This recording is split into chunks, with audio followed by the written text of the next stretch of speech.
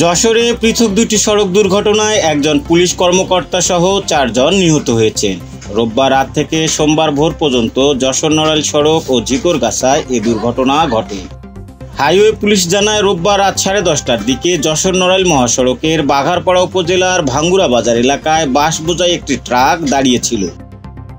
এ সময় ঢাকা থেকে যশোরগামী নড়াইল এক্সপ্রেস পরিবহনের একটি বাস নিয়ন্ত্রণ হারিয়ে পেছন থেকে ট্রাকটিকে ধাক্কা দেয়। ট্রাকের বাসের ভেতর ঢুকে ভয়াবহ দুর্ঘটনা ঘটে।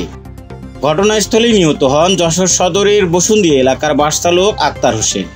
গুরুতর আহত অবস্থায় যশোর সদর হাসপাতাল ও নড়াইল সদর হাসপাতালে নেওয়া হলে স্বেচ্ছাসেবক দলের কেন্দ্রীয় সংসদের সাবেক সহ সাধারণ সম্পাদক আবু জাফর এবং নড়াইলের লোহাগাড়া থানাধীন লাহুরিয়া তদন্ত কেন্দ্রের এসআই মিক্কো নাড্ডো মারা যান। অন্যদিকে সোমবার ভোর 5টার দিকে যশোর বেনাপোল মহাসড়কের ঝিকরগাছা উপজেলার পারবাসার এলাকায় বাস ও মিনি পিকআপের মুখোমুখি সংঘর্ষে ঘটনাস্থলেই নিহত হন পিকআপ চালক রুহুল কুদ্দুস।